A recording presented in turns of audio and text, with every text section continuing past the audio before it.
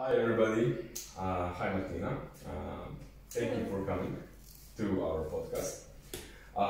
We agreed upon that we're going to speak in English so that we have many more viewers than if we would speak in Croatian. First of all, apologizes for my English. I hope it's going to be fine, but yeah, you're more accustomed to speaking on English and Spanish, so thank you. You're doing me a favor by doing this in English, so I much more prefer to do it in English as well. Okay, and in a way it's a warm-up for you because you're leaving to Spain in a couple of days and continue your work and everything else. Yeah. Okay, thank you. So guys, I'm very happy to have Martina Čubrić here today with me. And we're going to do a podcast, of course, about esport. I hope that we're going to have a lot of questions and a lot of topics to go through. I'm definitely looking forward to all the answers, all the discussions and everything. And yeah, pretty much that's it. Let's start. So Martina, can you tell me something about yourself? Just to say a couple of words. Okay. All right. First of all, I'm super happy to be here in this beautiful scenery in my hometown. So I'm from Croatia. I'm from this city, from Zagreb. I'm a sports psychologist. I've studied since undergraduate in Spain. I started doing psychology undergrad, and then I went on to specialize in sports psychology in a master's in Madrid as well. And I just wanted to be a part of a competitive discipline because I was playing basketball all my life. That is a huge part of me. I consider myself a competitor, even though I've left basketball due to my knee injuries. So I was always looking for a way to get back to be part of a team. It's been something that since I was 4 years old, started playing, and it's really ingrained deep in me. Nice. So my only wish during the Masters of Sports Psychology was just to find a team. And it's great that I was very open-minded in that sense because I landed in the most unusual team and discipline and sport that I could, and the path has led me now to be a full-time sports psychologist in Mad Lions. Currently, I work with two teams, priority being Counter-Strike, and the second one is the League of Legends in Madrid, our academy team. And then I have contact with our performance coaching, the LEC team, but that's more of a staff work, more so than just with the players. Nice. How long have you been with Mad Lions so far? So if you count my long year of internship, I did a year of masters and half a year of undergrad internship in Mad Lions. So 1 year and a half, let's say, of internship, plus now it's 2 years and a half working full time. Nice. 3.5 years for all in all. Yeah, nice. And you plan to stay? Yeah, it's been getting better, really. We had chats before this. With more time being in, you develop more quality work, and you have more responsibilities, and you take more responsibilities, right? So I don't know, I just reached the stage with this team in particular, our Counter-Strike team, where I've never felt more appreciated in a team, more part of a team. And it's a whole different feeling than when I started and I had to, learn the ropes and figure out what's esports. At this point, I feel like I'm on a much greater involvement level, and there's really so much to do still, and I see no end in sight, really. Okay, so after 3.5 years, you're still on board or something like that? Oh yeah, like again, every year or every half a year, I feel like my approach and the work levels up. So it's not new, like it completely changes, but it really gets to a bigger level and more responsibility. So it's very interesting because my roles change or adapt at the same time, as we have different staff members, different coaches. So it's really a lot of fun, very interesting, and non-stop. Yeah, definitely. I would say that it's like never the same, because every time something changes, you know, whether the roster or you know, teams and everything else. So it's always something alive. You know, it's not a day-to-day job. You know, boring in a way every day the same. Not an office job. Not, even though I work online and I work from a chair or from my Pilates ball, it's not an office hours work kind of job. But yeah. Definitely. Okay, but how did it all start? I know that you said it was a bit bumpy, you know, at the beginning. You know, your start in Mad Lions and everything else that came after that, you know, with the investors coming in and all that first period of time. Well, I mean, for me, the first period was internship, right? And that was. And you got that internship while you were still studying, right? Yeah, so I was studying psychology, and I was thinking, okay, something needs to happen next, right? Because psychology is everything. Like, I need to pick my direction, and sports made most sense. So I was looking at any internship in a team, and at the time I was following for already 2 years there Alejo Garcia Naveira. He is a really known sports psychologist in Spain, and he's been working on Atletico Madrid for a lot of years. I know I found him online, and I was like, I want to follow in this guy's footsteps. And I was basically emailing him like for 2 years. Like take me anywhere, you know. And then he told me that I can go and take a course on coaching with him, right, in the official school of psychologists of Madrid. And I did, and in the first few hours of that course, he's like, yeah, so I just started a new job in this esport. Esport? And he was also new in esport. And you know, it's a very international crowd. I see you speak a lot of languages. I was like, yeah, tell me more. You know, because I was looking for an internship right there. And yeah, he ended up inviting me to join for an internship there. And that lasted for that half year academic year, my last undergrad year, and for the whole master's year. So that's really comparing my internship to when I worked has nothing to do. Really, because for me, I knew that I had time in the beginning to sit and observe, you know, for a long time without, you know, being thrown to the fire, although I haven't. So, and while that period, in that period, he was also there. He was there. Like, so I was observing the team, but I was also observing what he was doing, and there was a lot of players who also spoke only English, so I was more working with them. Supervised all the time, but yeah, in the beginning there was not so much direct work, although by the end of it and in masters especially I started to do one-on-ones, I started to do group sessions, especially because the English was the predominant language and my mentor at the time didn't speak English.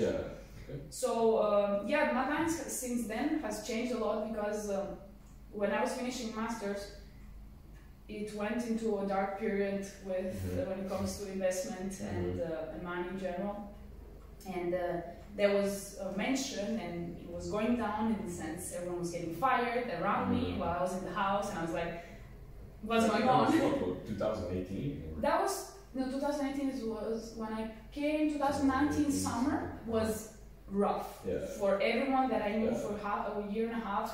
Was literally in front of my eyes, you know, getting fired because we couldn't be maintained. There was nothing against the people who made the decision. It was just unsustainable. We had no investment or anything. So once completely normal in sport. Not to add, for everyone who is not aware, completely normal. It just shuts down sometimes. So of course the bosses had been looking for investors at the time. They didn't give up, but they couldn't maintain for 1 month like 15 workers at all. So they were only left with teams. So the teams are the last ones to go, right? If there is a shutdown, the first ones to go are staff, and last one is the coach. And the psychologist was also one of the last ones who stayed. But at the time, Mindfulness was looking for something new, for something bigger. And the CEO, the bosses have found overactive media with Chris Overholt, who was at the helm, and they had very similar visions. Yeah. So they decided to merge. Basically, Overactive decided to buy Mindfulness and Splice at that time. Splice was in LSE. And to merge these two teams to create a big rebranding, and everyone was then under Mindfulness name. Yeah. So in that summer, I was finishing my master's, I was like, I definitely want to stay here. And then I see everyone crumbling, you know, and getting fired, and everything was on fire, you know. So literally, I sent a lot of proposals for work, different ideas, even in human resources type of thing, organizational psychology, everything I could. There was even an educational project that my mentor wanted me to continue so that I can begin my lines, but no one expected that we would all kind of leave. And then after everyone left, they found Overactive Media, they merged, and they were looking for a profile that is international, speaks English, young, that knows about the deal and that is here to help. They recognize the importance of psychology and psychologists, and they reached out, which for me was a complete surprise. I literally went to pick up my stuff and to leave when I was literally, hey Martina, come and have a chat. And I was like, okay. And I was like, do you want to have an interview with Chris Overholt? I was like, who? Chris Overholt? Like the ex-president of Canadian Olympic Committee. Like, sorry. So yeah, I don't want to go into detail how much I prepared or over-prepared for that interview that lasted for 15-20 minutes and was super friendly, and I had just like a book prepared of like stuff that I want to do. So yeah, it was a very happy and proud moment of my last master's class and an interview on that last class of my master's, and given an offer to continue my lives. That to this day, like that was like big relief also because I was looking actively for something now. So yeah, that came at the perfect time. Nice. And the dream came true. Yeah, I mean, I didn't know what I was dreaming, but it wasn't very directed towards anything. Yeah. So I think it embodied itself in esports in this moment. So everything since then, which was summer 2019, has been just evolving. So Mad Lions as of now is on a different level. Nice. What would you say, since you've been in esport for 3.5 years now, and what is your philosophy of mental preparation work? What do you think are things that are most important for you? Yeah, so in esports, first thing that I noticed in a profile of a player, that's how I went to philosophize about the mental approach, the mental work approach, is that they greatly lack gamers of so-called life skills, life experience in general, right? Many of them haven't gone through the ruts, like they haven't been in the rut, they haven't been through difficult situations and obstacles, they have fought hard to get to the level they are, but from their bedroom, right? So, they come to this elite level, how we call elite athletes, and then we have professional gamers who are elite, but there are very little elite characteristics in most of them when they come as rookies. Yeah. Right. So when people tell me, "Yeah, you work at an elite level," I was like, "You maybe think that. Maybe in 1 year after working with that player, but with rookies, you gotta greatly adapt." So for me, it was like taking a step back, taking a team as a whole, player as an individual, and really adapting to their needs and starting from basics, like literally level 0. Like, for instance? For instance, stuff like what are emotions? Like I remember in the beginning really doing presentations, which is something we can go into this, that it's not anymore like that I do full-blown like 1 hour type of presentations. Now it's more adapted to their attention span and similar, but also like communication, look me in the eyes when you speak to me, say thank you after someone cooks for you, minimal things that you would expect from a human being or from anyone in general, and that just, you know, gets them closer to developing or understanding their values, which, you know, when you ask them, what are your values? What are values? You know, like the vocabulary as well is something that is being greatly undeveloped, because their one topic is the game, right? And I'm generalizing now a lot, right? There are different players and different characteristics, but especially in the beginning and with rookies, this is something that I noticed. As a difference now, actually, now rookies, that when we interview rookies now, as difference from like 2 years ago, I'm noticing a generational change. And I'm starting to get... For the better? For the better. I'm starting to get very excited, because I think that the narrative about esports is starting to change. And that young players are catching up on all these performance topics, right? So we are very happy to see in the interview when they say, in this off season, I worked on my sleep schedule, I started eating a little bit better, you know, so I'm noticing some change in the mindset and how they approach their professional careers. So yeah, I see that things are getting better, but again, in the beginning it was really basics, really seeing who the player is. We felt like a family, because everyone lived in the very beginning in the same house, in the game house. And so you also lived there, or you I never lived there. Every day? I came there every day. That's one of my philosophies when it comes to separation of work and your personal life. And in gaming houses it's very difficult for them, but we have some strategies that we do for that. But I could be there for like whole day and literally observe what they do the whole day. And that was usually what I did when the team is formed, when new people come. So yeah, I can't put a finger on it, but I would just say, you know, pretty basic work, starting from what is the culture, what are our values, what do we want to do here, what are the routines, you know, very basics. You know, talking about sleep all the time, not even at level 0, at level 1 and 2 and 3 and 6, you know, but again, the basics are always first on the line, and we keep coming back to it. Okay, so like building good habits, you know, for example, day one, definitely. What do you can you tell us? Okay, that was the start, and you know, working with rookies and everything else. Now those rookies aren't rookies anymore. Of course, there were some changes, I guess, and everything else. What about now? You know, when you have a older players, I mean, they're still young, of course, but in a way a bit older.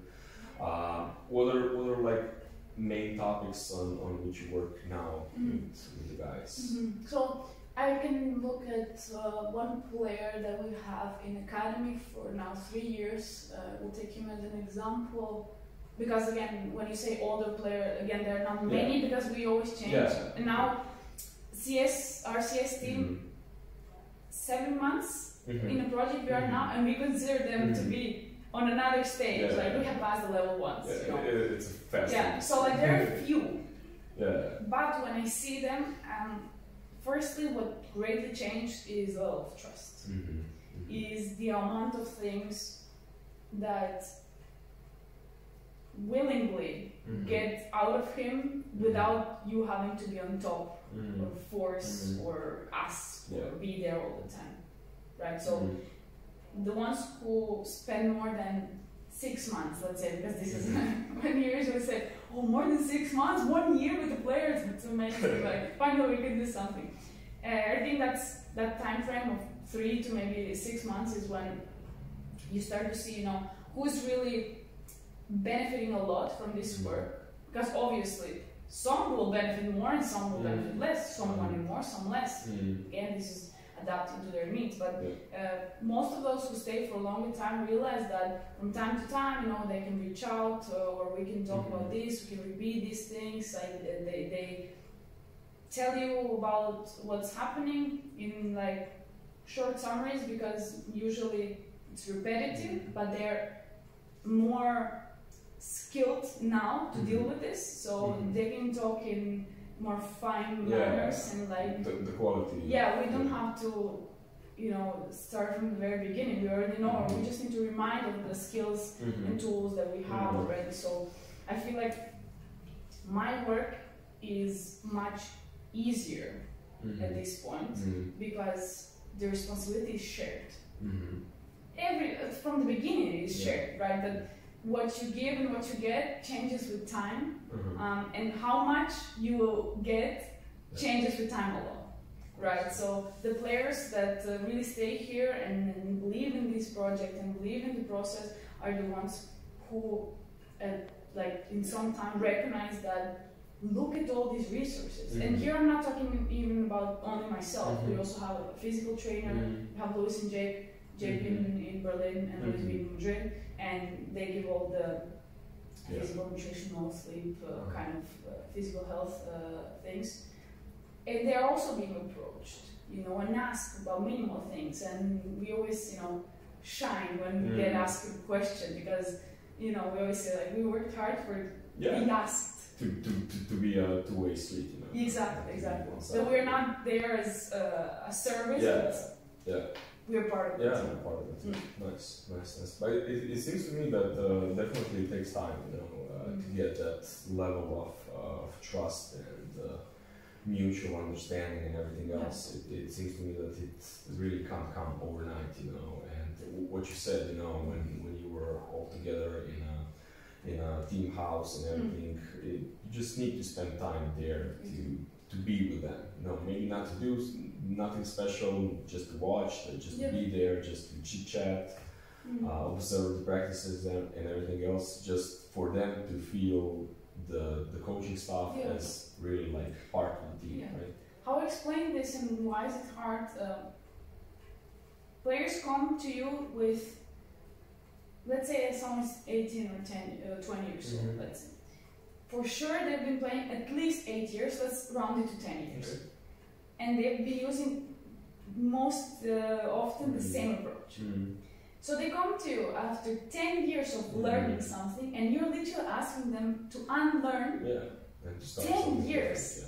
And the organizations, again not mine, and I'm grateful for that, talking in general terms, expect that you can undo 10 years in 1 month, in 3 months, which is impossible, right? So for them to trust you enough to say, not to undo or unlearn, but to unlearn the bad habits in one sense and improve and integrate the better ones, it takes a lot of trust to actually come forward and say, I will change, or look, this can be a bit improved, or I haven't been doing this in the best way, right? Because who am I to someone in 2 weeks? It doesn't matter what titles I have. I always say, you can be a doctor. They don't care. They don't care. Yeah, they've been doing something for 10 years and it got them somewhere, to some level. So why should they change? They have a contract, they're here, they play, they're good, and why should they change? It's just a pattern in their brain, engraved, and now you see something that could be better, but can't change that overnight, definitely. Cool.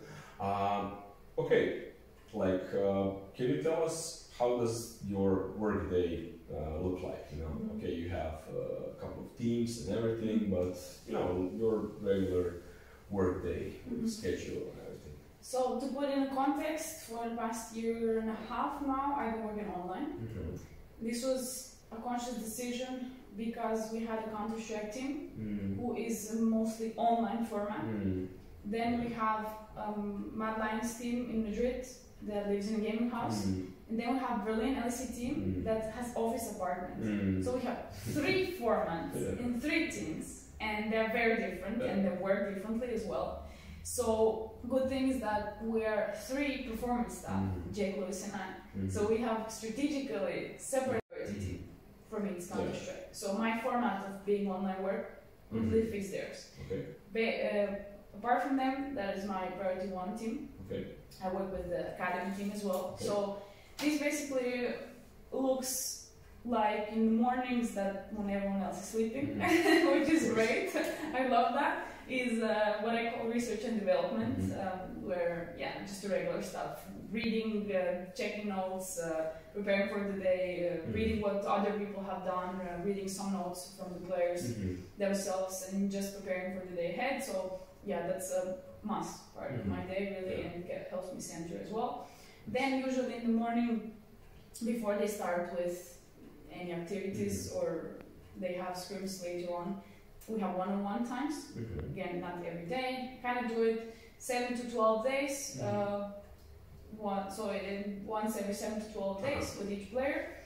Just checking in. Sometimes it can last 15 minutes. And sometimes it can be for 1 hour. Sometimes for 1 hour and a half. There was many situations. And so in the morning we do more activities that are one-on-ones. Maybe they have some physical activity with Jake or Lewis. During which, again, I do it with them, which is fun part. Everyone does it together. Coaches are there as well, which is team building at the same time, and also observation time for me. After that, we have a meetup, let's say with the Counter-Strike team, and we do some warm-up, so mobility. We have some set routines, so those routines were set by Jake and Lewis, and then we learn them. We do the mobility before they start talking about theory. In theory, I listen just to see, the engagement, because there are a lot of topics that we talk about in one-on-ones that I can see already in theory if they're being applied or not. And then we have, before they start playing pracs, we do some mindfulness visualization. So if it's an official game, we rather visualize some aspects of the game itself. If it's a regular scrim day, many times we learn some relaxation strategies, maybe do some gratitude exercise and stuff like that. When they start playing, at the same time, before or after that, I kind of have double warm-ups, so for the academy team as well, do the same thing, so it's coordination there. And after that, then there are scrims and pracs, both teams, to which I listen to more CS, and especially at this point now the academy team is in the Iberian Cup, so I want to focus on the CS for sure, as we're kind of leveling up right now and have a chance to reach really good results and an important line ahead. And I listen to some prior to have a certain system of noting stuff in communication that we think is important. It can be supporting teammates, it can be moaning, it can be blaming, it can be taking ownership, giving calls. I don't know, there's a certain list that we kind of feel all the time, and just timestamp stuff so we can use this in performance sessions. So performance sessions we have once a week. So again, my day after they have practice. It can be anything, right? But it's a group level, right? Lots of times it's about communication. Lots of times we also have like sharing activities. The so-called, they love to call it empty the backpack. I don't like to call it like that because it literally sounds like you come there and you throw stuff in someone's face, like empty the backpack, carelessly. So I'm trying to change this naming. It's hard, let's just call it like that. I call it like a week wrap up. Wrap up. Something like that. Well, we have that. Sometimes we use it as an intervention. We prefer to use it as a prevention, so we have it like together with these performance sessions, we leave some time. So that happens like once a week, let's say. Then by the end of the pracs, we make sure to have like a summary again, which is perfect for me. For example, if I miss some pracs, I just go to the summary and I listen to them. And after the pracs, coaches and I stay. We always have a wrap up actually between us, which is really helpful. I think with CS we have really one of the best dynamics with coaches I've ever had. Kuben and Musa have been pivotal in this team. Like, it's just pleasure being on server with them, being in these meetings. We always put extra time because everyone really loves it. And we feel really close to this team, and players are also being grateful for that, and they notice that. So yeah, it always ends up with some kind of a wrap up with us, like, okay, what's happening tomorrow, what's happening next week, what can we take from today, stuff like that. Sometimes players receive like a type of questionnaire after the practice, again, to do the debriefing, reflecting. It's not easy always to tell them, can we stay for 20 minutes after the practice, you know? So we solve this by, you know, a bit less non-invasive kind of forms of gathering information. And yeah, that's kind of a wrap up. And then again, sometimes the one-on-ones can even take place after. Sometimes I can have one-on-ones with the academy after the scrims. They usually finish it around 7, 8, so there is still a little bit of time. And yeah, doing a lot of schedule work, thinking ahead, always asking what's next, because you know. What's the next step? Yeah, I always kind of try to bring the bigger picture to it, because sometimes it's so hard, especially for the coaches and players. They just need to be thinking or seeing this, you know. So for any bigger picture, we really need to bring these questions forward and actively ask them to kind of expand the vision a little bit, and then okay, as well. Seems to me pretty structured day. You know, you start with your own thing, with you know, looking at the notes, the schedule, everything what we're gonna do today, and then the warm-ups, the physical part, the theory session, and some mindfulness or visualization, and or gratitude, and then the scrims, and afterwards some form of wrap-up, some things that the players need to note after the practice, everything else, one-on-ones. So yeah, pretty much structured. Yeah, I wanted to give you a structured answer because some days are complete chaos, CS kind of thing, you know. Yeah, you gotta be flexible. The game is postponed. No, the game is cancelled. We play 1 hour before. There's no time for warm-ups. You know, these things can happen often. So it's again getting back to adaptation all the time. Would you say then, when you had the chance to work with the team online and online, in person, do you like do the same things, stuff? Is it like the same pretty much structure, or is it more difficult for you? So I did mention that I do go to Madrid regularly, and so I'm not so invested in their day-to-day with the academy team. But those 3, 4 to 5, 6 days that I spend there are golden. Like, it's incredible, and Luis and Jake and I always speak, like, first time this year, it was when we actually met all 3 of us in the same place, and it's mind-blowing the amount of things you can get done just by spending physical time together. So, much easier. You can't compare. Like, I work online because right now with the schedules, and I wouldn't be able to have a life if I was to be in the office and then work online with another team and then go home and work again because there's no office hours, right? So it would be a little impossible, right? Because in the gaming house, everyone lives there, and I wouldn't be living in the gaming house. And for me, then it just doesn't work out. There's no me then in the whole story, right? I'm a very big proponent of we need to have personal life. We need to take care of our people and of our health and of the sport and time alone, and then we can be the best for the work. So I always say, working face to face is non-comparable to online. And I agree. Really, in 30 minutes chat, you can get so deep just by being able to physically see, the body language, the sensation in the air, the energetic field, even like how you see that somebody stands, stuff like that. So I always love to have like boot camps with our CS team. That brings a lot of value. And then going to academy like monthly basis really brings in a lot of value for my observation as well, and for getting that trust cycle back with the players. It's different when they work with someone who's always there, and then I'm online and never come there. So I had to bring at least a part of me, like regularly on a monthly basis there.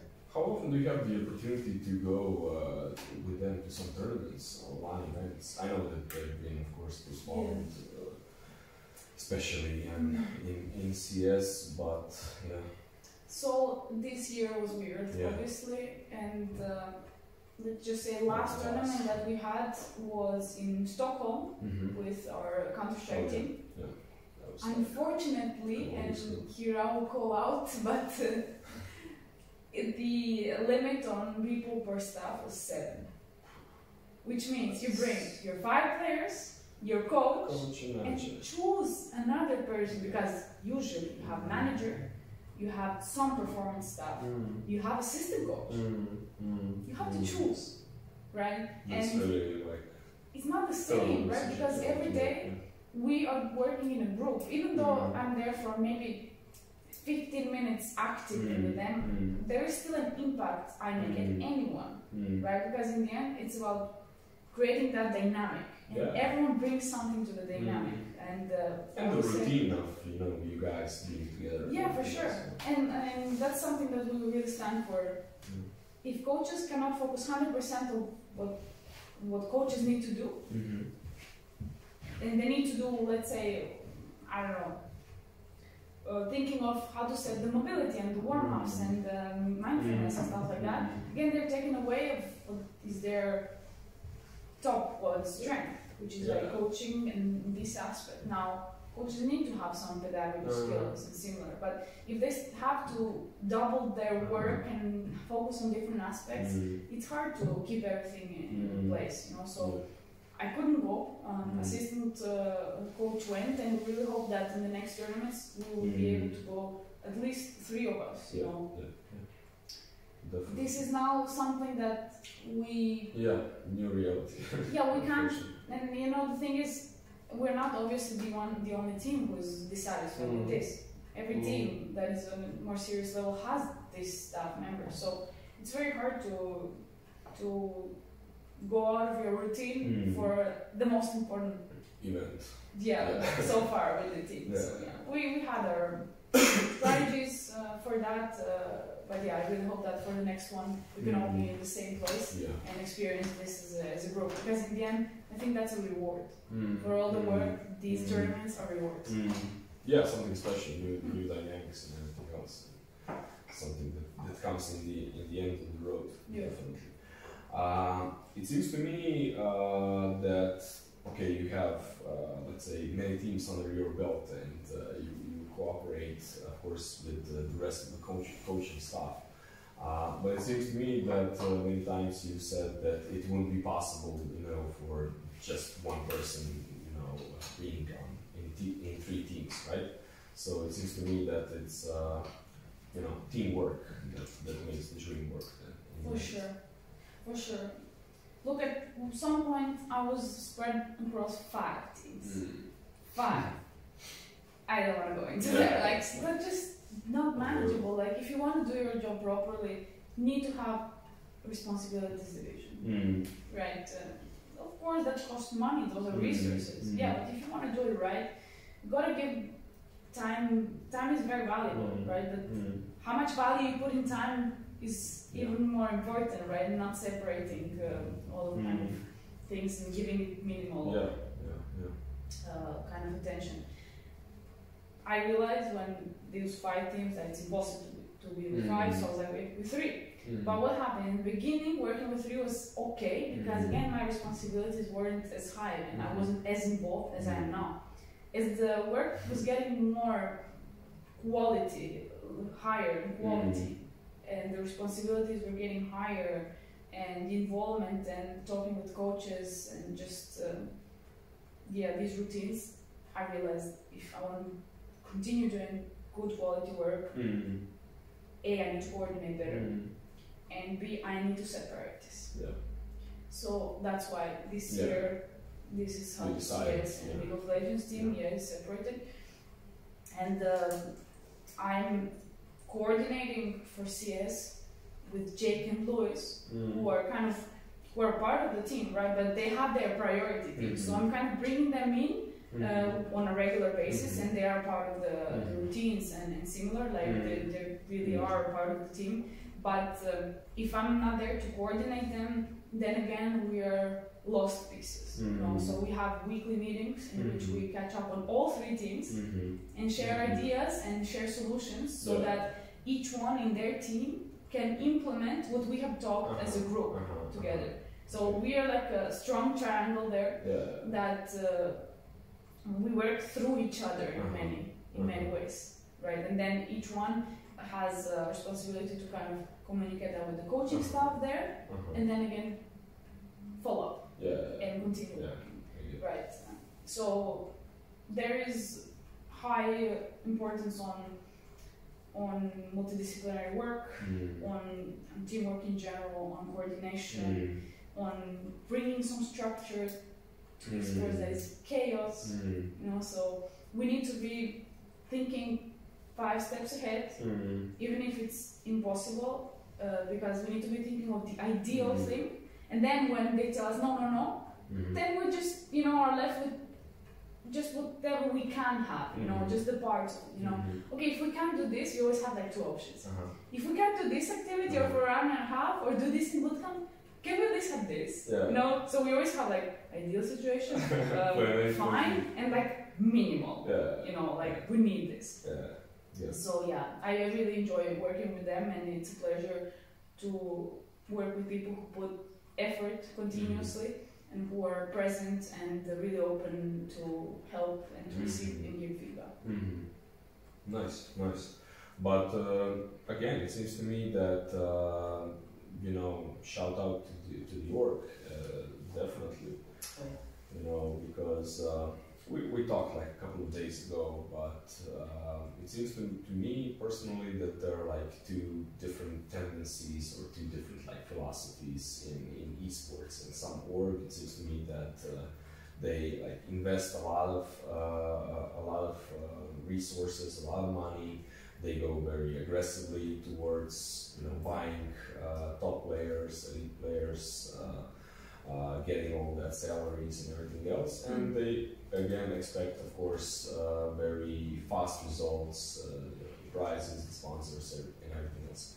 And on the other hand, it seems to me that there are organizations that cherish, let's say, a bit more slower approach. You know, of course, everybody expects results in a way, but these different kinds of organizations, I think that they invest a bit more into the coaching staff, into the process, into the dynamics, into the basics, and then of course in the end expect the result afterwards.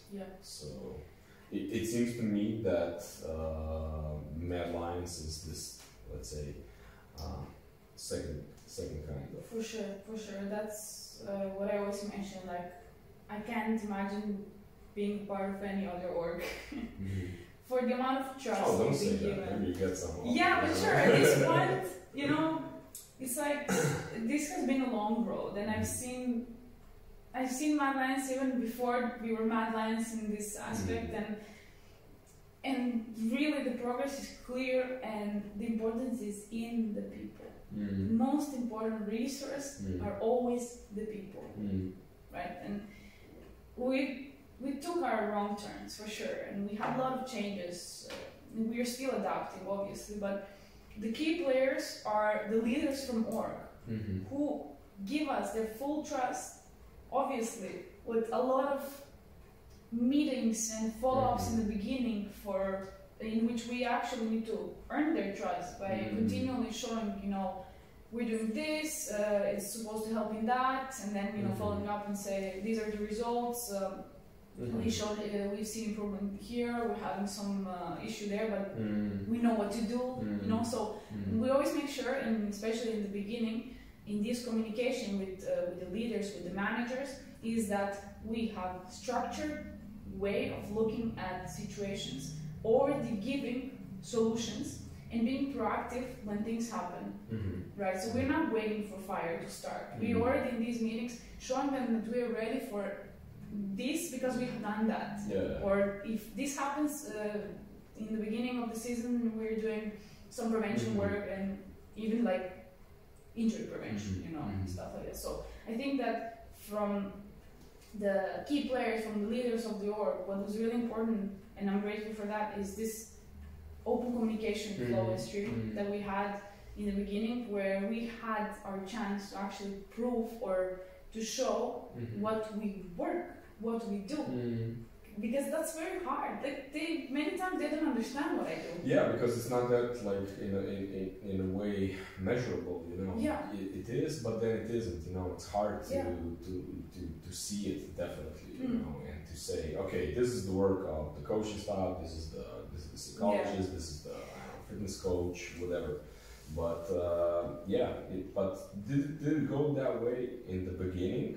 You know, that the organization knew that this like slow and steady approach is something that they're fond of, and they like it and they want to support it, or was it a bumpy road where you had to like prove and go into details why you think this? So definitely, as you said in the beginning, success doesn't come overnight, and definitely there was a lot of obstacles on the road. But the key in this, as I mentioned, is the openness of people to listen and to give feedback. You know, communication was very important. So no, we didn't come in this org and everything was like laid out for us. We had to be negotiators. When I say we, I talk performance staff. Many times we had to negotiate and why this approach is better long term, right? So I remember in the beginning we had continual talks with kind of higher management in like, how do we want to approach this? Why is this better? And then, you know, they pull in the other direction, then you get back. But this is and then it seems like you're really negotiating, but not being forceful and aggressive in any way or form, right? So I think that what was important is that we never wanted to kind of separate ourselves and escape and close ourselves in our performance department and not share anything we're doing. We're always open in saying what we're doing, why we're doing, how many times, what we want to achieve with this. So our communication was always open. We were clear on what we want to do it, how we want to do it, what we need to do it. And I mean, we were growing in number. Then Luis came just a little bit after Jake and myself. So, you know, when the number is greater from people like pushing this. I also, the director of operations from our work was also one of the key players, definitely. He was from the beginning understanding what the language we were speaking and what we want to do. Then the coach, the LSE coach as well, was great at fomenting this and bringing it forth and showing it in his work. And now, not to mention what Mark has done with this team, is just incredible on another level. So I think that we had a good mix of conviction, continual work, and results. They have to come at the end. They have to come, because there were some key moments where we were like, I mean, we were saying either you win or you learn, right? And so far it was it's not the learning part. Because obviously what the org leaders understand are numbers, and you mentioned like they would love to quantify, and it took us a lot to say we're not a marketing department. We can't give you a percentage of improvement or what we want to reach with confidence. You know, like I can, but this is not realistic, and I can figure it out. I can work my ass off to figure out these metrics. But you know what I would do? Waste my time in figuring out something that looks cool, while I could have done so much better work that is sustainable, that is process oriented, and that is going to stay with the player even long after he leaves Mad Lions. And again, key aspect there was the trust we've been given, that we don't have to prove in numbers our work, but we say players and coaches and just the work speaks for itself, and we all are really open in how and what we do. And feedback is, I think, number one strategy, tool that we use in our company to make sure that everyone's on track with their goals. They don't have to be numerical. Goals can be qualitative. In our case, many of them are of qualitative nature. And and then really that continual trust has given us enough freedom to develop and keep developing. And to be creative, not to be under constant stress. Yeah, not pressure, not definitely. you know, or something like that. Yeah. But in the end, it pays off. I think that this week your CS team entered top 20 HLTV, or did it? It's 21 now. 21. Ah, yeah, it's 21, right? So we are. In my book, it's like. yeah. Next there. week it should be. I really, now we're playing this Fire League tournament to classify for LAN in Argentina, so if we do good here, I think we're reaching it. But yeah, what's really cool to see, thanks, is if you go on HLTV and you see the graph of improvement, it's just wonderful. Yeah. Like, it's how it's you know, performance. For the org, you know? Like, it's just beautiful. Yeah, and actually, Adam, one of the kind of performance bosses, let's say, in the higher leadership, is very proud of that, and he's continually like showing that. He framed it. And it's very nice, you know, to see when like the big boss puts you on Twitter, puts you out there, and he really lives it with us. And you know, there's a lot of passion in what all of us do, and I think everyone notices that, and that's why we stick together. Nice. And of course, the League of Legends team going really far. Oh yeah. Now, and it's 1 year with 1 year with maybe a week of break. They had. That's so hard, and they're so happy. I think now, you know, there's a point where you reach like, we've lost, but relief, you know. And again, I'm not talking first-hand experience because I wasn't there with them in Iceland, but as an observer from the sidelines, talking with Jake, you can notice like, you know, we can finally like drop some of this tension and just kind of have rest. Rest is so undervalued in esports. Definitely. How do you rest? How do I rest? Well, definitely, I mean, myself being a competitor and like having this sports background, exercise for me is rest, you know. It's active rest, sure, but I use this on a daily basis. Definitely, even if it's just to walk sometimes, you know, on a rest day, let's say, just kind of getting out there. That's one I use. So what I do with teams is what I do with myself. So I kind of do all these mindfulness activities on a daily basis as well. I do a lot of journaling. I really need time alone on a daily basis, and that can happen definitely in the morning. If I wake up on time, I have to say it sometimes, you know, you end up very late and you just want to shut the alarm, you know. So getting in extra sleep, which is a really good thing about this industry, is that I don't have to wake up at 7 a.m. You know, so if we end up, which we do many times, late, and my body is craving rest, like I sometimes find myself sleeping 10 hours, and I was like, I was dead, and I didn't even realize it, because you're constantly in this, you know. So allowing my body to actually rest properly without always being on time, you know. I'm not a big proponent of like hard work all the time, and the more you work and the better you are.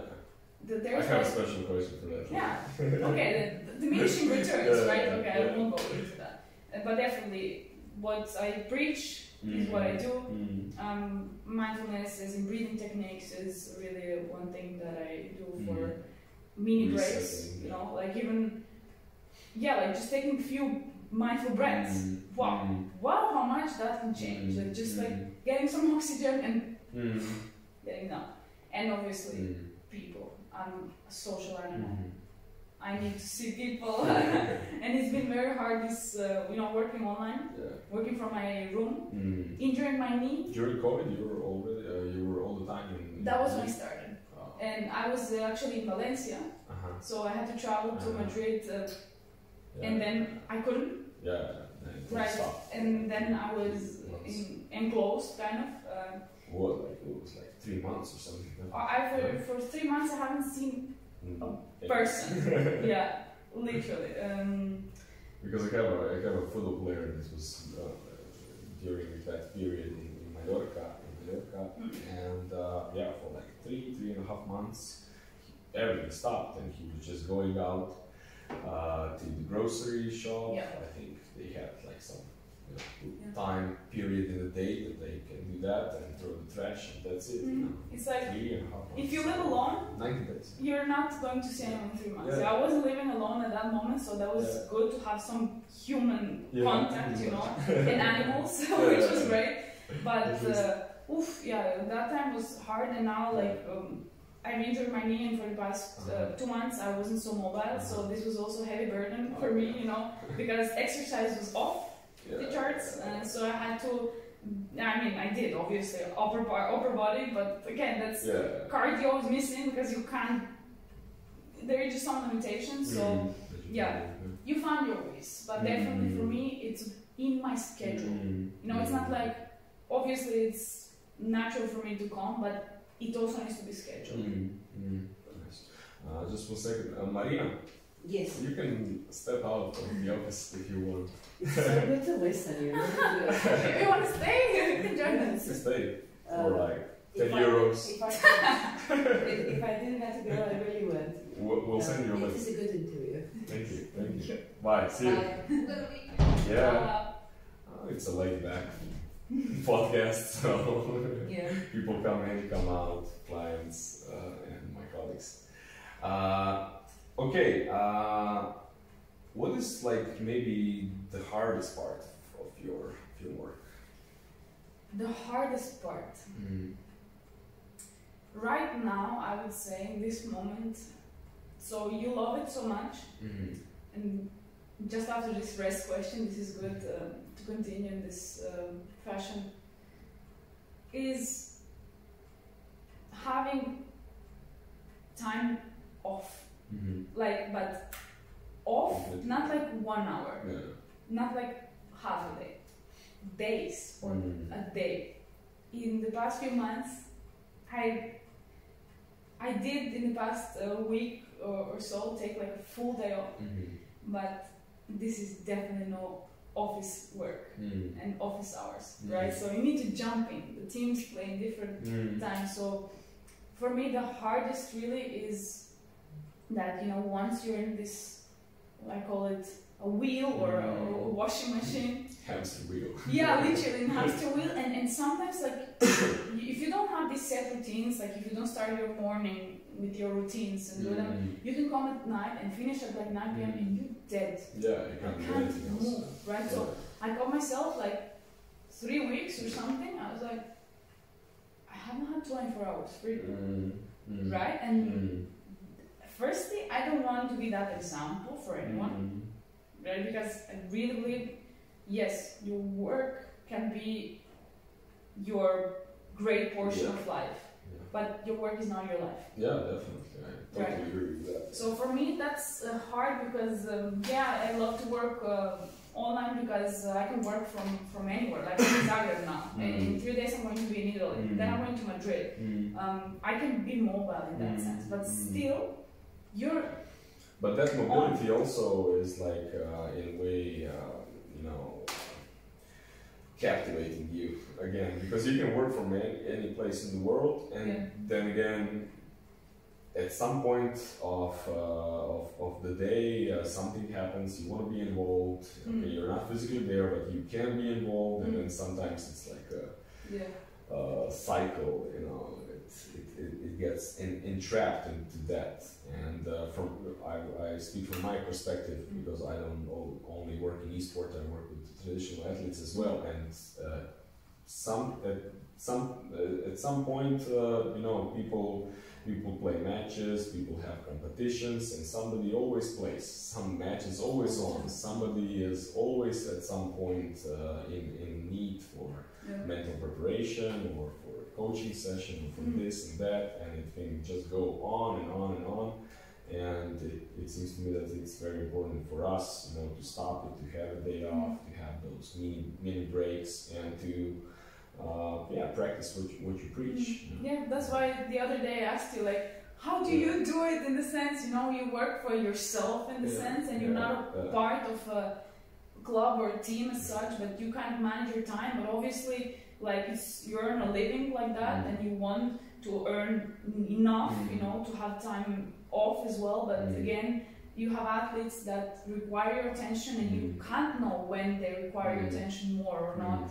So you need to adapt a lot. So I think it's an art of like juggling, so many different aspects because you work from passion and you want to help, but you need to have that self-observation skills to step back and you need to be honest with yourself and just saying no is an art. One of the hardest things, especially when you become a part of the team to such a level that you feel like a family.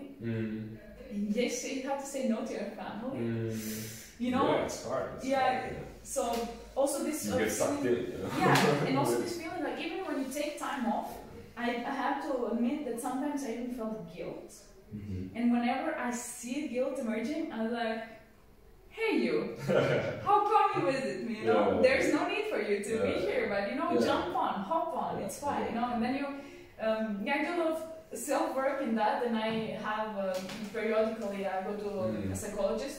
Obviously I want to keep working on myself, and it's interesting like how things that you work on happen to you, and then you're like, okay, I also need some support at times, to get out of this cycle and to be a good example for people, right? You are allowed to stop. It's nothing wrong in that, because I know that tomorrow you will come even better. Please do take time out, take care of yourself. I totally agree. Because like I calculated like a week ago, I was speaking with my wife, and in the last 4 months, so starting from let's say 15th of June, and then 4 months from that time, 2.5 months I wasn't in Zagreb or Croatia at all. So 2.5 months I was on the road.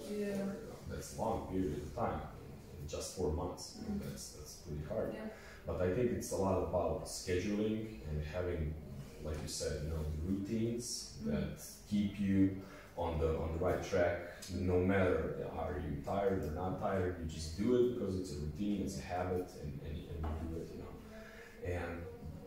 But also it seems to me that this comes with time, and we have to make the mistakes like our athletes do, and we have to make them on our individual level also to come to that conclusion. Okay, this is like too much now I need a break, now I need maybe a mini vacation, now I need a weekend with my family, completely off and stuff like that. So.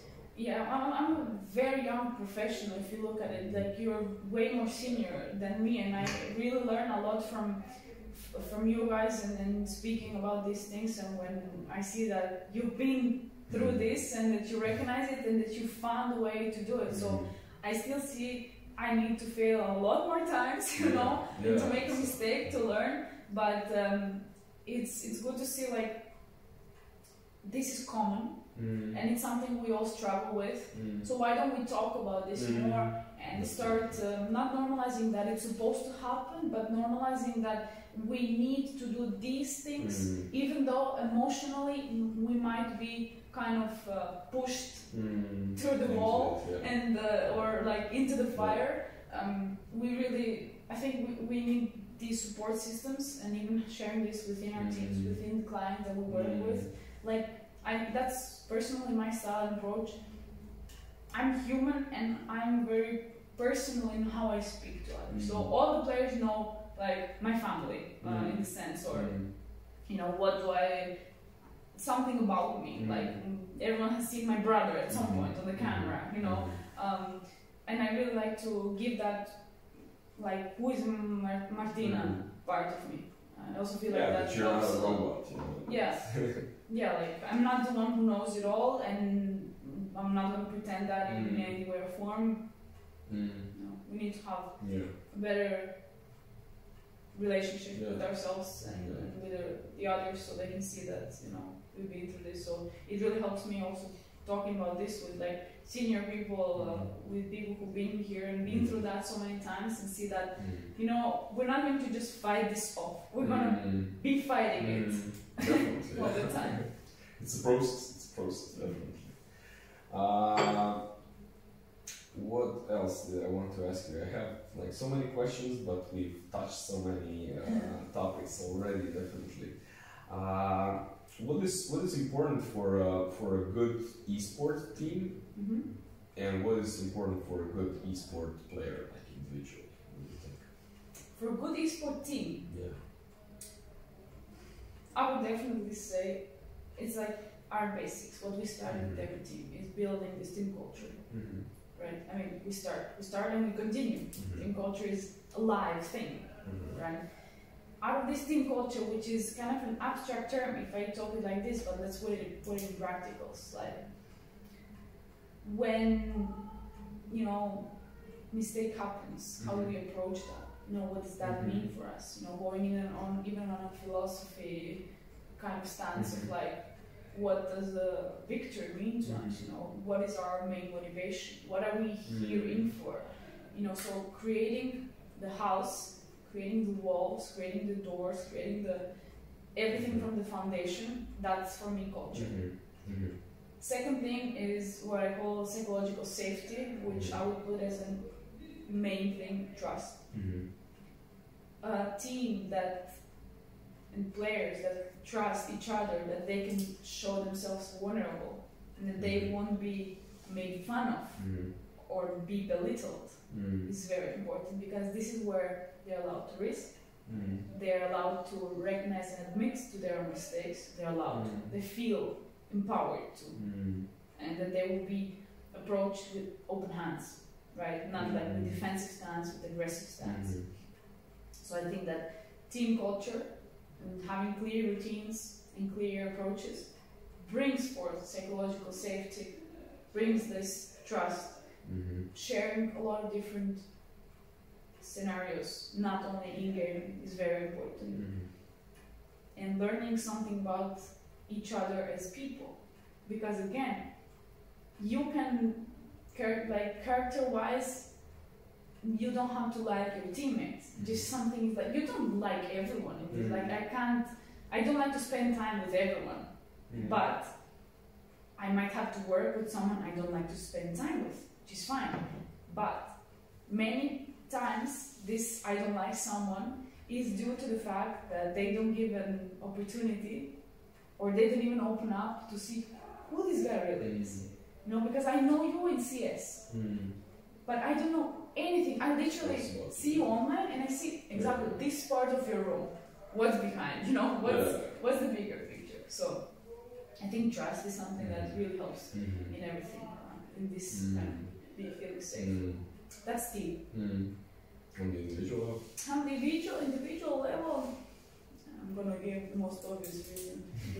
The most obvious answer, it depends, but let's say, I mean, an individual also needs to develop this philosophy, you know, understanding of themselves, like, who am I? What do I even do here? You know, what this little peck in time of my whole lifetime means for me on a bigger level. You know, I feel like players, are very present moment centered, in the sense that they don't have the capabilities or the need to look much further, right? Because like, no, things will happen, you know, when we work on prevention, it's like, they don't see a reason why, because they, you know, until it doesn't hurt, they don't come to think this is important, right? So I think that creating this better philosophy and having this value system set and knowing who you are, knowing yourself better, is what really helps them to be grounded and, in this sense, be better with and for the others. Because, I mean, these are young adults, and they haven't been through the common experiences that most of people have, through the school, through the sports where they literally punch you and hit you on the floor and jump on you. They have been part of toxic environments on chat or online, for sure. So that's their way, or their kind of obstacle course. But many of them are not very self-aware. And I think that really it's hard to work on anything if the You're first not aware step. of what you Yeah, need to be so for the first part, kind of whenever we start individual work, always the first week is whatever topic we chose, observe that and be aware. Nothing else. How many times do I have to remind? Don't go sometimes I don't even give them the second step because I know that they will already be trying to do 1 and 2 and 3. Yeah. Right? But it's so hard for them to be patient and continually work on something which might be boring. Right? And I again think that if you have a greater sense, greater perspective of like, what am I here for? What do I want to do? What does this help me with? You know, I also work with one traditional athlete, a basketball player, and it's funny. Like through the course of 1 year now, I think we keep coming back to the first week of work where we have defined what is she doing this for. Literally, so many obstacles. Like, and you know, anxiety is always a good example. Like being stressed. And it's like, what does this problem on the scale of large have to do with this in the beginning, which we thought? And it's like, when you bring this sense of perspective, things seem lighter, you know, manageable, biteable. You know, it's not so big anymore, chill. Yeah. So, yeah, I think that just getting closer to these young adults and speaking with them openly about life, even sometimes can be really impactful, you know, because they don't get to speak about life much, right? And yeah, they have their social circles and stuff, but they're many times uni-thematic. So lack of self-awareness or greater perspective, and that's a huge topic again, and it continually builds up.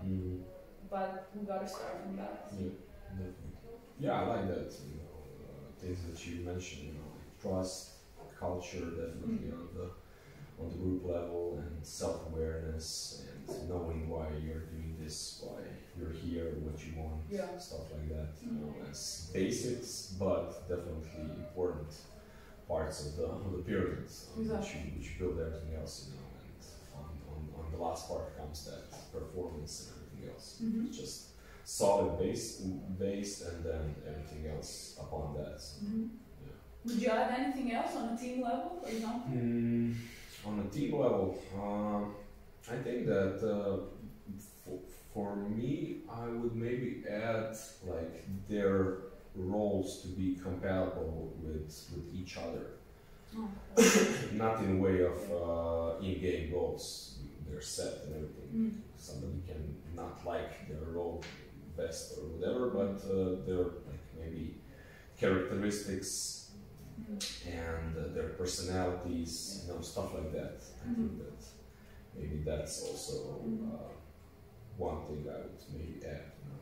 So making rosters is just interesting. The other day I said most teams fail before they begin. Yeah. And they just lump together pieces. Like there was many times the topic superstar team. I'll never go there. I mean, never is a big word, but who are these people? Not how do they play. I think it's the same in traditional sports as well.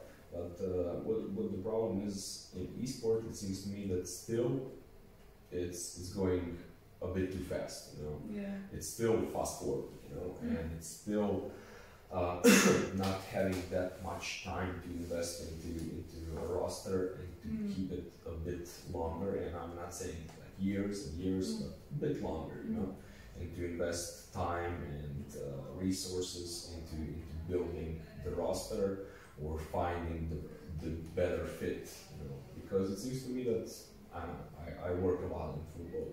And it seems to me that the best managers and the best clubs, they don't only buy the best player, they buy the best fit, you know. And it doesn't have to be the player that scores the most goals or that has the best skills or something like that, but that fits the best. Or if they got the player that doesn't fit, in a way they try to fit him in the team. Or I remember I watched on Netflix. I watched like Coach's Rulebook for Life, and I don't know if you've seen it. And I watched the episode where Jose Mourinho was being asked, the guy asked him, okay, you coached a lot of great stars like Drogba, like Cristiano Ronaldo, Ibrahimovic, etc.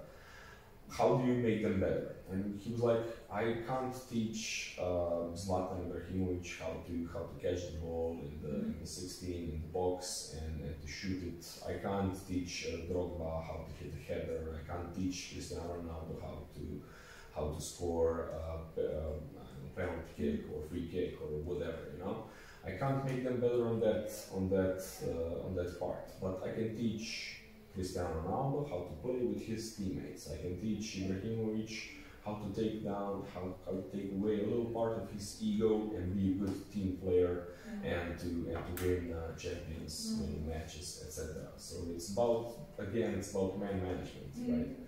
And it seems to me that this is also like a big topic. And again, it just evolves onto a coach that is open-minded, you know, for that kind of work, and who has also that skills. Yeah, and who's willing to learn. Yeah, I'm willing to learn. Yeah, definitely. So, nice. Good. We've come to some mixture and some formula. It's cool. Okay. What would you say what is maybe in competitions? What is maybe the #1 topic of mental preparation for in esports gaming? In competitions? Yeah.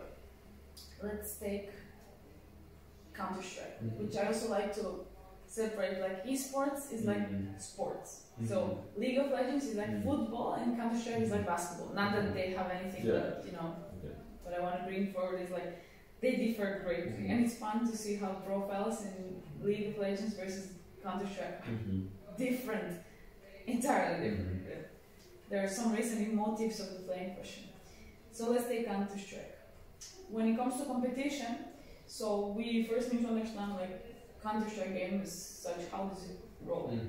And first thing that comes to really obvious, first thing that really obviously comes to us is the run time, which is very short, right? And there can be as many as 30 rounds, and there are 4 attacks or bosses. So it's about 1 hour, let's say, the whole game, and you have fast go, stop now. Fast go, stop now. Yeah, stop fast go, but stop now for a moment. Yeah. Right? So what happens here, imagine, and this happens in tennis a lot of times, and if you lose it, you lose the match. You can't allow yourself to take whatever happened in previous round in the next round. So a separation of times. Focus in the present moment, leaving the things for after the game, having like brain departments for like, you know, or even writing it down or like finding strategies to brush it off, whatever happens, is the game. It's such a fast game. You really have no time to moan. You have no time to scream. You have no time to... It's taking away from your present focus. It's taking away from the energy that is getting wasted by each moment. Because like when you see them play, that's full tension. Even like just to shoot in that speed, their hand needs to be so tense just in order to get this click right there and then. So there is no time to waste, literally, right? So how we waste time is by being stuck. So that's, I think, the first skill that if one, maybe this is even a higher level skill, but yeah, I would still say that without this you can't win games. If you allow yourself to be stuck in the past or be thinking of the result, no way, Jose. Yeah, I compare it. It's funny that you said it, but I compare it as well to tennis or volleyball or some stop and go sports. You know, some period of action and then very short balls where you have to have that present moment focus without the last round, the last whatever impact you on the next. And then team, right? Yeah. So tennis with the team, like. Yeah. And in League of Legends? And in League of Legends, so again, it's also fast, but not as dynamic, let's say. So in League of Legends, what would that be?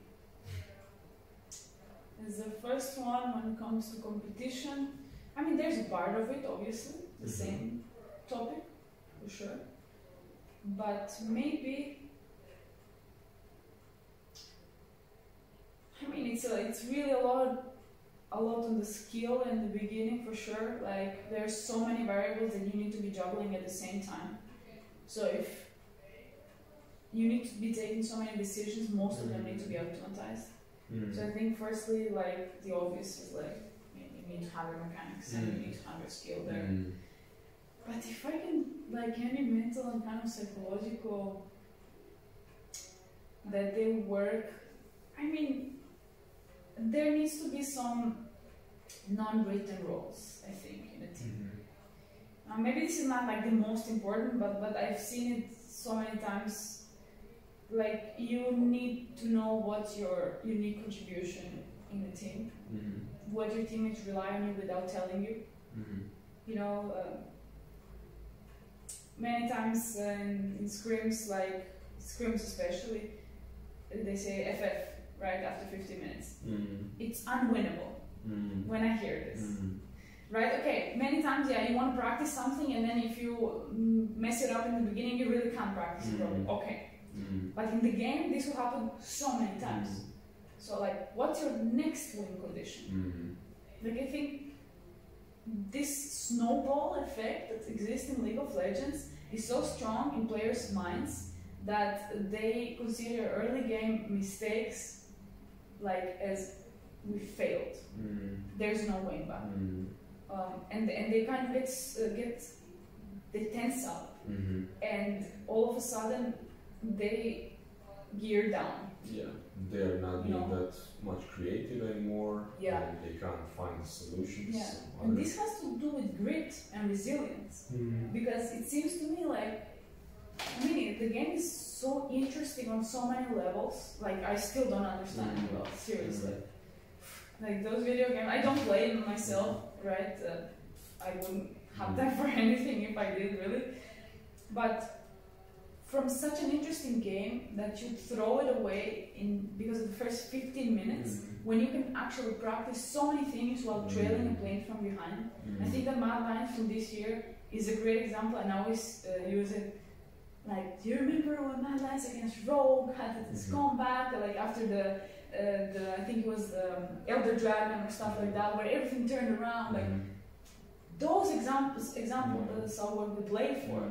Like, fighting until minute 55, right? And not like stopping when it's minute 15 and now it's going to snowball. No, I feel like they actually think of the desired far back outcome, and they put too much importance on this snowballing effect thing, while we always remind them, like, what's the next win condition? What's the next better alternative? What's the next? So in CS, maybe it's like super present focus, but I feel like in League of Legends, you need to be forward thinking, but not end thinking.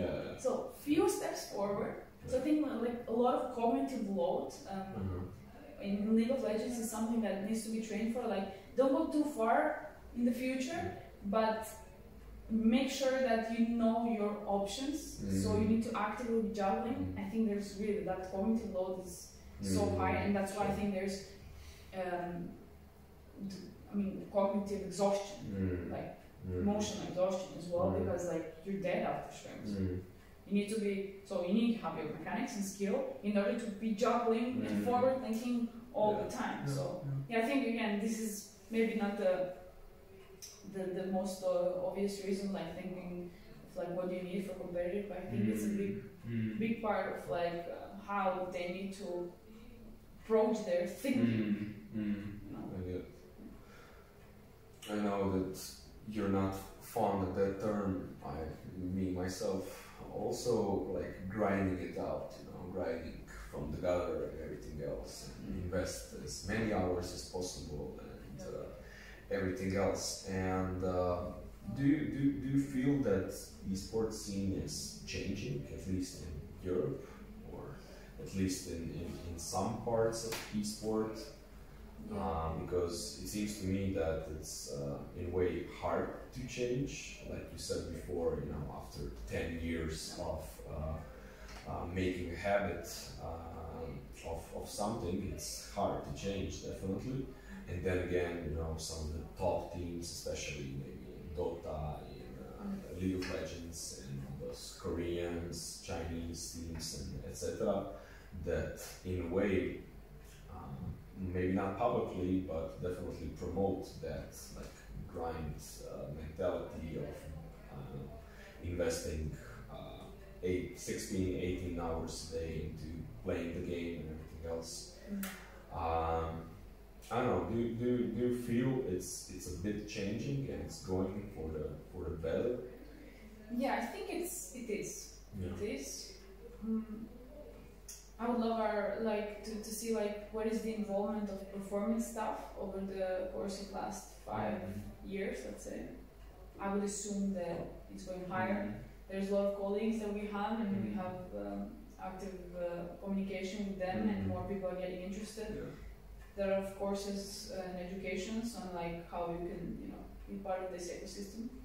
So I think that a big part of the change is the narrative that is being created inside of this ecosystem, because we are the ones who bring the narrative, but we're not the most important when it comes to changing the narrative. The most important are the players. Yeah.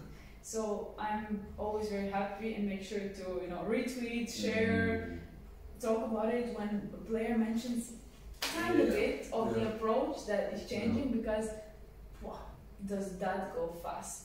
Like fire spreads across, right? Even if it raises doubts, it's already good.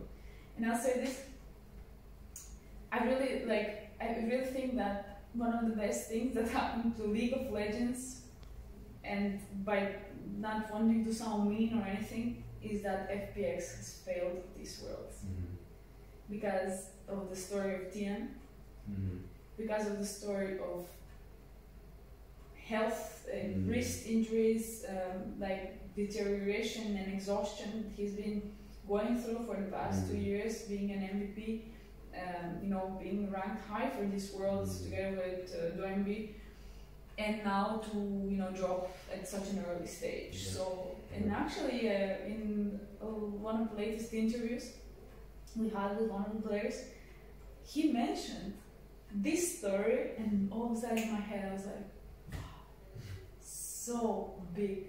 This is so big in the history of League of Legends that an Asian team gives examples, apart from Uzi, obviously, but he's still active, but he's right now going through this. Yeah. Now, 2 years ago, I would say, but now is the time to, change and see, Asian teams are human. They also suffer from the same human things that we all feel. They are not superhuman. Maybe they have different culture and stuff, but these things don't avoid cultures. They avoid people who take care of that, right? So I really see that it's changing, unfortunately, many times due to mistakes or really sad stories in the end. But I guess you need to fail and then fall to get back up and learn something new. So I've noticed the change of narrative. I've noticed that more players in the interviews bring forth these ideas. It's really something that excites me, which makes our job so much easier. And we don't have to deal with so much resistance in the end. And I think that it's a big step up for the whole scene, and maybe even for the whole stereotype of esports discipline, and what we are doing here and how we are doing. Yeah, it seems to me that fortunately in traditional sports we have, I would say now, dozen examples really top athletes, you know, that have come out, put things forward regarding their mental health issues, like Gigi Buffon, like Tyson Fury, like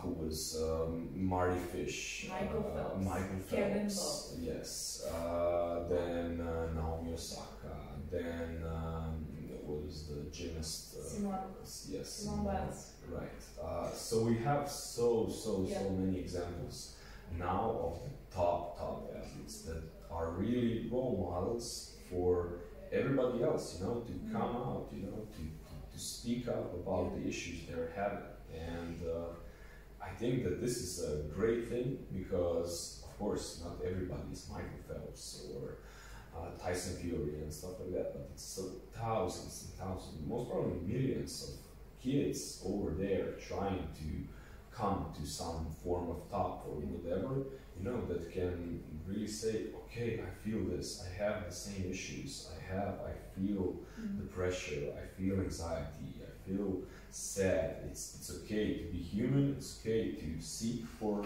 help, and it's okay to do something about it. It's just not, I'm not a robot, I feel all those same things.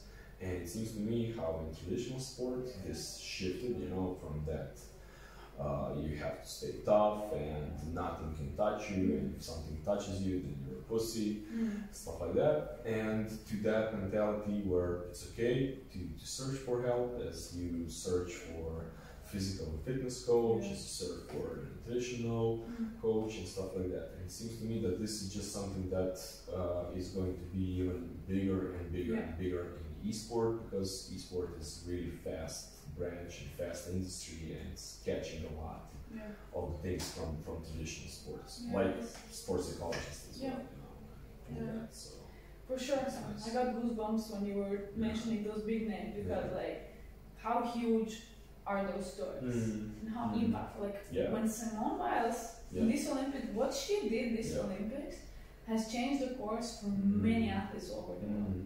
And that is so big to think, you know, you took a step back, you showed yourself vulnerable, and you have helped millions of people.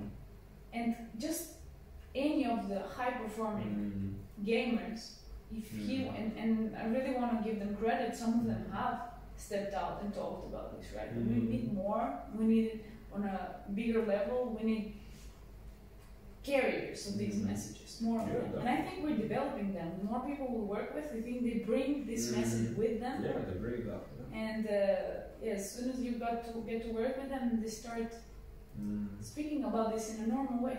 You know, they're not ashamed anymore, which is like a big step up. To continue with that, what would be your advice for young, aspiring esports professional wannabes? I mean, maybe just a couple of advices, you know. First thing would be like, don't leave everything aside, and just have like one thing. That's unrealistic. Like, we're not one-dimensional creatures, and this is not going to help you. You know, like, yes, mechanical skills are built on the Rift, sure, okay. But for you to actually excel in something which you're looking for, this is not the approach, right? So this is the same with streaming, right? Look at these streamers, they're earning billions of euros, dollars, whatever. I'm going to be that, you know, and then you start streaming and you have like 4 viewers, and then you get frustrated, and then you don't have friends next time you turn around and stuff like that. So I would say like stay away and be careful with like, and this again sounds heroic. I've dropped everything in my life to become the best, and I have given up on everything, and we are congratulating on that. Why? Yes, hard work and effort is remarkable, but let's not be stupid here, right? Because most of those that begin like that do not end up there. Those who do, why do we assume that most of them who do reach that part have reached it in this way? Because few of them mentioned it, right? Because it's very easy to believe in something like working 24, like playing 16 hours for like 5 days, for sure you're going to reach those. Yeah. Who said that ever? Like, those who do, like, don't have a clue what they're talking about, or haven't seen how it can actually hit you, you know, from the other direction when you're the least prepared. So, yeah, there are different ways and that you can reach success, and we gotta stop being machines and robots in the way that you copy and the filter is nowhere to be found, and then you just execute, copy, execute. Like, this is why you have this beautiful brain in here for, like, be a filter and understand why you're doing stuff that you're doing, become curious about it. Look, reach out. For me, this is really something I say, and people really, when they listen to the interview, they try and then they text me, and I respond, like, and people will respond, right? Maybe not the players, but I would say try. Yeah. Right? So you compare your ways, like, learn a lot, learn about performance will help you in your career, in your personal life, and yeah, have continuous something, continual improvement and continual approach, and we don't have to change because of a fad, you know, like something is a trend now and Asian teams are doing it like that. Steady, right? Steady and clear, going forward, you know, becoming just a little bit better in focused approach in this aspect. So I think good things will come eventually, but there's not only one way to success. Yeah, I totally agree to that. Totally agree. It seems to me that sometimes people just catch on to something and it's like, yeah, this guy made it, this girl made it by doing this, and now I have to do the same. But there's so many ways to the top, and there's so many ways how you can achieve something, and you just gotta find your way and not try to copycat some other people's way. So I agree to that. What is the future of esports, and how can we contribute to this? What do you think? It's an interesting question. Future of esports. At least once. Yeah, I mean, we've had many. We've gone through the whole Bible of I mean, future of esports. First, like, there comes this topic of, like, do we integrate esports into Olympics and stuff like that? I think it's not about us to say that. I mean, when you know what I say, you know, when people ask, but this is the sport. I don't care, you know, it's competitive. Do they perform? Gaming. Yeah. It's competitive esport, whatever you want to call it. They compete. They're human beings. They have feelings. They have thoughts. They have whatever. It's for me, it's the same. For me, it's, you know, helping people achieve something, being better, healthier, perform. You know, so call it whatever. You know, I do put think it in Olympics, don't. But for sure, I do think that it's going to enter households more so than now. Definitely very soon in bars we will be watching esports. For sure. So I think it's already caught fire and its fire is expanding rapidly. And I think that if, you know, people who are endemic to this ecosystem, people who have been here, if they start you know, adapting their approaches and learning and creating a better ecosystem for everyone, that this can be positive in the sense of, like, benefits for a person, for their brain, even for their development as a person. This can create jobs, so many job opportunities, so many different creative work, like we're talking about video games. We need so many things just to create a video game, right? So this creates many job opportunities. So I think that just is going to blow up even more than it did, and I really do hope that the approach in this way, like performance approach, is going to continue in that direction, so that people are, I mean, what do we care about? People who don't want to know about this say, right? Because they're usually the loudest, but I would really like there to be a shift of what do we take esports as, and who are the gamers. This stereotype that I hear way too many times, I would assume that this will change as the approach and this performance lifestyle keeps developing. So, because we've seen our players grow from kids to like young adults or men, like taking responsibility. I know you can really grow through this as with any other sport or career or anything, because in the end you're working on yourself through a medium, and your medium it is yeah, definitely. What about you? Your future plans? My future plans. I mean, the plan, like the furthest I can see right now. Next week. Is Traveling Spain. Approx, yeah, that's it. But yeah, I mean, currently working on again evolving the approaches in my lines, in how we recruit, in how we approach the training methods, in expanding these structures, in creating firm, like steady culture across the teams is like definite next period of time big focus of mine. I am looking for really creating something more structured now that we have gained some insight and information across the period of time and working in this kind of performance department from this perspective.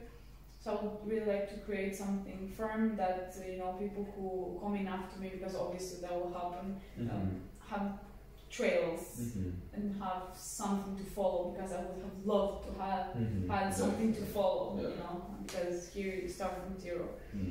I would like to really leave a mark in the sense that this is not run by a single person. This is a tangible part of like who we are as Madlines and what we do here, and hopefully it will spread across other teams, which I do think it is, and I see other teams doing a great job as well. Take one example as Raw, always take it as a great one. So that's like very sports oriented. In my future, again, I'm not thinking any way further than esports, Madlines, right? That's something that I see a lot more, let's say, room for improvement and a lot of possibilities. Another thing that I really want for myself, and I'm starting now to be more proactive in this, is also getting to my forever love basketball, in the sense of like being more part of basketball coaching, having some of the traditional athletes, basketball players specifically, to work with. I think I also learn a lot, from one discipline to take into another.